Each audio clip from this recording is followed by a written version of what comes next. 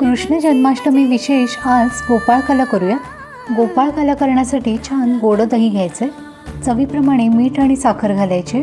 आंबट, तिखट, गोड अशा सगळ्या चवींनी परिपूर्ण अशी ही गोपाळकाला फार सुरेख लागते, त्यामुळे साखरही व्यवस्थित घालायची आहे। सगळं व्यवस्थित असं हलवून घ्यायचं। दह्यामध्ये मीठ आणि साखर छान एकजीव व्हायला हवी। आता भिजवून घेतलेले जाडे पोहे यामध्ये घालायचे। छान बारीक चोचवून घेतलेली काकडी घालायची। मस्त असे लाल चुटूक डाळिंबाचे दाणे आणि भिजवून घेतलेली चणा डाळ घालायचे।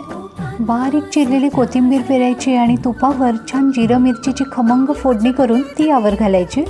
सगळं मस्त असं मिक्स करून घ्यायचे। सगळ्या चवी छान एकजीव व्हायला हव्या।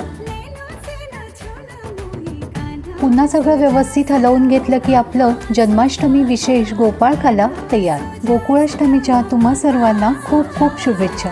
धन्यवाद।